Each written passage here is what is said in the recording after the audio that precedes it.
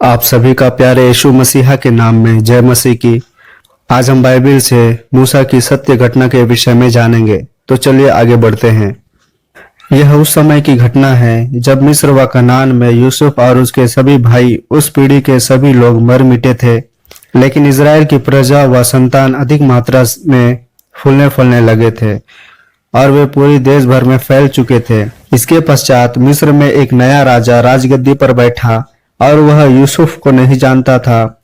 वह इजरायली प्रजा की ताकत और उसकी बढ़ती सामर्थ्य को देखकर काफी परेशान था और मिस्र में पुत्र संतान की नष्ट होने और इजराइल में पुत्र संतानों की उन्नति होने से वह काफी चिंतित और परेशान था। मिस्र का राजा काफी डरता था कि इजरायली लोग काफी शक्तिशाली और सामर्थी हो चुके थे। वे मिस्र के शत्रुओं से मिलकर मिस्र को नष्ट न कर दे। इसके पश्चात मिस्र के राजा ने बुद्धिमानी और चालाकी से काम किया कि इजराइल के लोगों को अधिक धन देकर मजदूरी करवाता गया और इजरायलियों को धीरे धीरे कब्जाते गया। इसके पश्चात मिस्री लोग इजरायलियों से कठोरता से और निर्दयता से अपने राजपाट के महल, भवन और भांति भांति के सभी कार्य बड़ी दुष्टतापूर्ण तरीके से करवाया करते थे और मिस्रियों ने इजरायलियों का जीना मुश्किल कर दिया था। इसके पश्चात मिस्र के राजा ने इजरायली इब्री महिलाओं के बच्चों को मरवाने का आदेश दिया, क्योंकि मिस्र में बच्चों की उन्नति नहीं हो रही थी।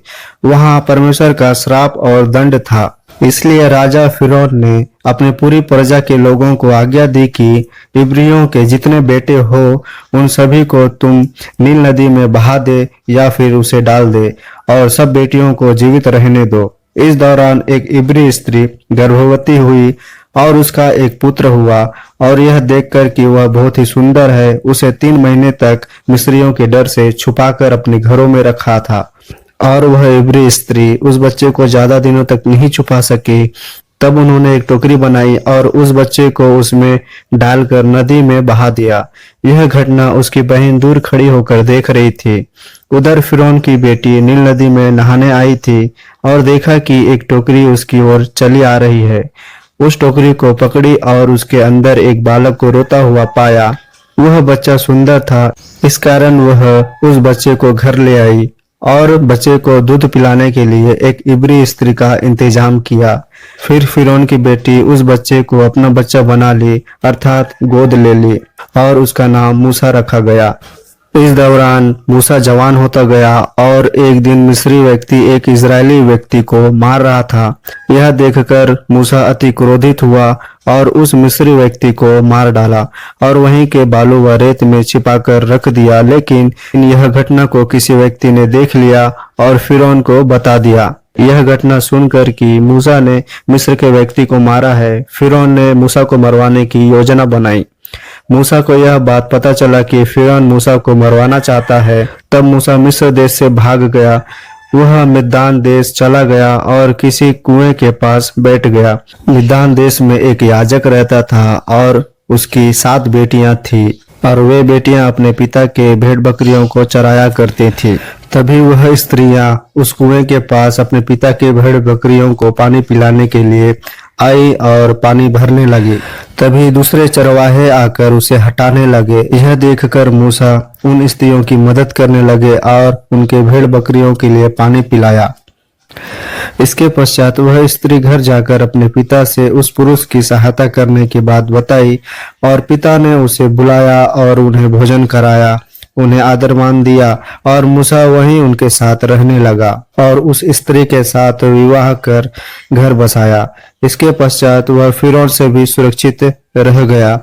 मूसा चरवाहे का काम करने लगा। वह अपने ससुर के भेड़ बकरियों को चराने का काम करने लगा। एक दिन जंगल में मूसा भेड़ बकरियां चरा रहा था। तभी उसने देखा कि एक वृक्ष पर आग लगी है, लेकिन वह वृक्ष आग से जलकर भस्म नहीं हो रही है। यह देखकर मूसा और करीब चला गया। तभी उस आग की लौ से परमेश्वर ने आवाज लगाया, हे मूसा, हे मूसा। फिर मूसा ने कहा, क्या आज्ञा? फिर परमेश्वर ने कहा, इधर पास मत आ और अपने पांव से जूतियों को उतार दे, क्योंकि जिस स्थान पर तू खड़ा है वह मेरा पवित्र स्थान है। फिर कहा, मैं तेरे पिता का परमेश्वर और अब्राहम, इसहाक और याकूब का परमेश्वर हूँ। मैंने तुझे चुना है कि अपने इज़राइली प्रजा को मिस्र में से, मिस्र की बंधुआई और दुखों में से छुड़ाकर ले आऊं और बड़े देश में जहां मधु और दूध की धारा बहती है वहां पहुंचाऊं।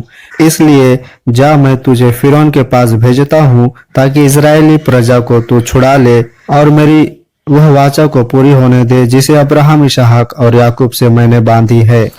इसके पश्चात मूसा ने कहा, हे प्रभु, जब वह लोग पूछेंगे कि मुझे किसने भेजा है, तब मैं क्या कहूंगा?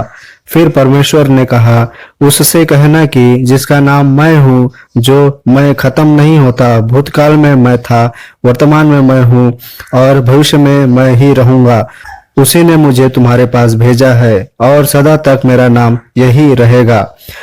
यह आज्ञा देने के बाद परमेश्वर ने मूसा को एक लाठी दिया जिसके द्वारा मूसा अद्भुत आश्चर्य कर्म इजरायलियों के लिए कर सके। तब मूसा परमेश्वर से कहता है कि हे मेरे प्रभु, वे लोग मेरा विश्वास नहीं करेंगे और न मेरी सुनेंगे, वरन कहेंगे कि यहोवा ने तुझे कोई दर्शन नहीं दिया है, तू उससे बातें नहीं की है।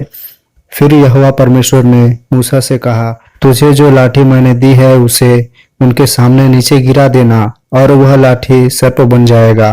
फिर उस सर्प के पूंछ को पकड़ लेना जिससे वह वापस लाठी बच जाएगा।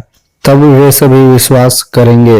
यदि वे लोग इस पे विश्वास न करें तो तब तू दूसरा तरकीब करना। तब तू नील नदी के कुछ जल लेकर सूखी भूमि पर डालना और वह सूखी भूमि में रखा हुआ जल लहू बन जाएगा। तब मूसा फिर परमेश्वर से कहता है कि हे परमेश्वर, मैं तो बोलने में निपुण नहीं हूँ, ना तो मैं पहले बोल पाता था और ना ही मैं अब ठीक से बोल पाता हूँ, क्योंकि मैं तो मुंह और जीभ का भद्दा हूँ। तब प्रभु यहोवा ने कहा, तू पीछे न हट, मनुष्यों को बनाने वाला मैं हूँ और उसको अंधा गूंगा मुझे यहोवा को छोड़ कौन बना सकता है। अब तू जा और मेरे कहे अनुसार कर। जहां जहां तू जाएगा वहां वहां मैं तेरे संग रहूंगा और तुझे सिखाता रहूंगा। और मैं तेरे संग हारून जो तेरा भाई है उसे भी तेरे संग जाने को देता हूँ। इसके पश्चात मूसा और हारून फिरौन के पास पहुंचे और यहोवा की आज्ञाओं को बताने लगे और कहा कि इब्रियों के परमेश्वर ने हमसे भेंट की है और तुझसे कहता है कि मेरी प्रजा के लोगों को जाने दे कि वे जंगल में मेरे लिए पर्व करे और बलिदान करे। तब यह सुनकर फिरौन कहता है कि यहोवा कौन है कि मैं उसका वचन मानकर इजरायलियों को जाने दूं? मैं यहोवा को नहीं जानता और नहीं मानता हूँ। मैं इजरायलियों को आजाद नहीं करूंगा। लेकिन उधर परमेश्वर ने फिरौन का मन को बहुत हठीला कर देता है, क्योंकि परमेश्वर अपनी प्रजा को वह मूसा के द्वारा महिमा प्रकट कराना चाहता था। वह नहीं मानता है और परमेश्वर की आज्ञाओं को तिरस्कार करता है। फिर परमेश्वर क्रोधित होकर मिस्र पर भारी विपत्ति भेजना चालू करता है। जब राजा नील नदी के पास होता है तब मूसा परमेश्वर का महिमा प्रकट करने के लिए नील नदी में लाठी मारता है और पूरा नदी लाल लहू समान हो जाता है और वहां की सभी मछलियां मर जाती है और नदी दुर्गंध से भर जाती है और वहां का पानी पीने लायक नहीं होता है। तब भी फिरौन यह देखकर नहीं मानता है और वह अपना मुंह फेर कर चला जाता है। यह विपत्ति पूरे 7 दिनों तक बनी रहती है। फिर मूसा दूसरी बार जाता है और फिरौन को कहता है कि इजरायलियों को छोड़। इस बार भी फिरौन नहीं मानता है। इस बार परमेश्वर मिस्र में भारी मात्रा में मेढकों को नहरों, झीलों, नदियों और कर्मचारियों के घरों में कई दिनों के लिए भेजता है। इससे सारा व्यवस्था खराब हो जाता है और राजा को काफी नुकसान पहुंचता है। लेकिन इस बार भी फिरौन का मन कठोर होता है और प्रजा को नहीं छोड़ता है। इसके पश्चात फिर परमेश्वर ने मूसा को आज्ञा दिया कि वह लाठी से जमीन पर मारे ताकि भूमि की धूल टिड्डियां बन जाए और सभी धूल टिड्डियां बनकर मिस्र के सभी फसल और अनाजों को खा जाए। वहां फिर भारी नुकसान कई दिनों तक पड़ जाता है, लेकिन फिर भी फिरौन नहीं मानता है। इसके पश्चात फिर परमेश्वर ने विपत्तियां भेजी जिसमें पशुओं की मौत हुई और पूरे मिस्र की पशुओं का सर्वनाश हो गया और ओलों की भी वर्षा हुई जिससे सब जलकर राख हो गया। यह विपत्तियां कई महीनों तक चलता रहा।